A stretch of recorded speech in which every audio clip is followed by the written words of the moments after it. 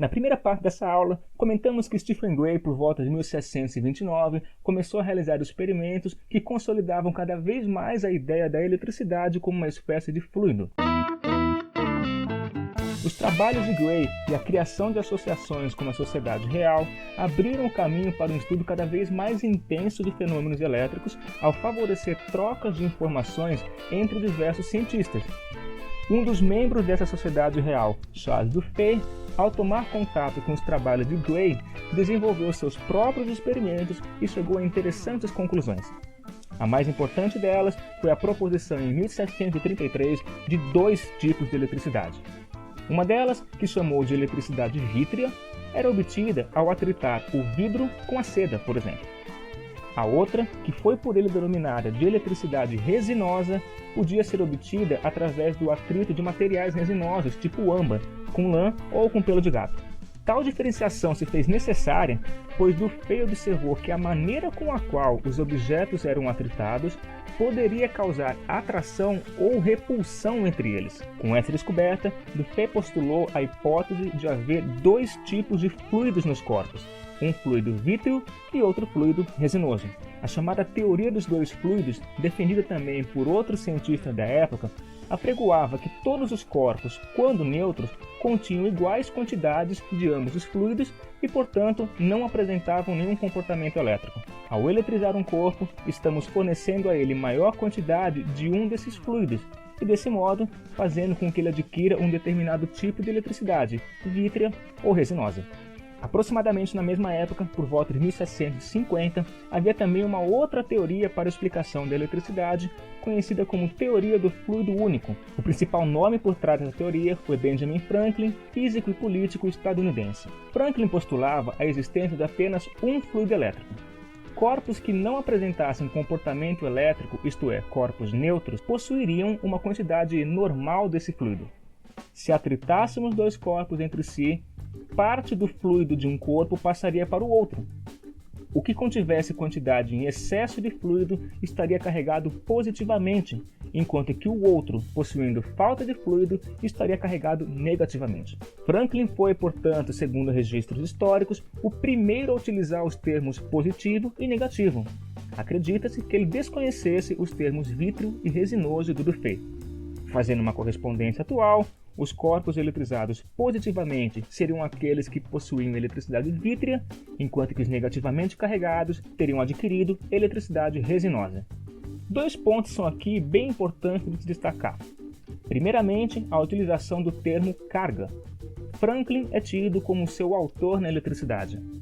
Carga faz menção ao ato de carregar alguma coisa, por exemplo, um canhão com pólvora. Ao eletrizar um corpo, estamos carregando-o com o tal do fluido elétrico. Passamos então a utilizar carregado como sinônimo de eletrizado, e esse uso perdurou até os dias de hoje, mesmo que a noção de fluido elétrico não seja mais utilizada.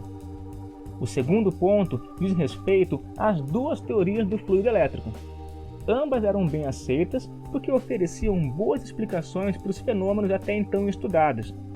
A preferência pela utilização dos termos positivo e negativo, inicialmente indicando o saldo da eletricidade num corpo, se deu em decorrência de favorecer uma matematização do modelo físico, permitindo fazer previsões sobre os fenômenos elétricos. Somente na segunda metade do século XIX, essa controvérsia seria resolvida com a descoberta do elétron, partícula inicialmente postulada por George Stone. A teoria corpuscular da eletricidade, ou seja, a hipótese de que os corpos trocam partículas entre si ao invés de fluidos, passou a ganhar mais força com a realização de diversos experimentos indicando essa natureza.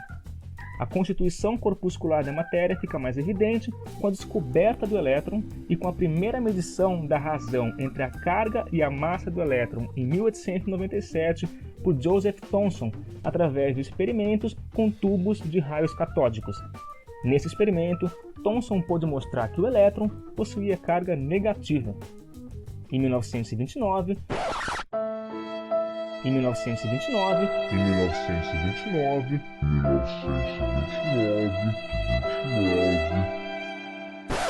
Robert Millikan iria pela primeira vez medir a carga de um elétron, hoje conhecida como carga elementar, deixando assim o modelo corpuscular da eletricidade e da matéria ainda mais robusto. A partir daí, entende-se que a eletrização de um corpo se dá pela falta ou excesso de elétrons.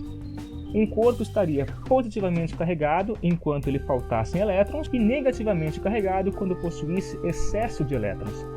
Repare que isso é muito similar à teoria do fluido único do Franklin, com a diferença de que, no modelo dele, o excesso está associado à carga positiva e vice-versa. Porém, além das diferenças entre os dois modelos, temos de semelhança um dos pontos mais importantes no estudo de eletricidade que adotamos como um princípio universal, a conservação da carga elétrica. Esta não pode ser criada nem destruída, apenas transferida, redistribuída entre os corpos. Assim, a partir do início do século XX, a ideia de que o elétron é a principal partícula responsável pelos fenômenos elétricos passou a ser amplamente aceita. E a teoria atômica da matéria ganhou cada vez mais força, sendo o átomo o elemento constituinte da matéria.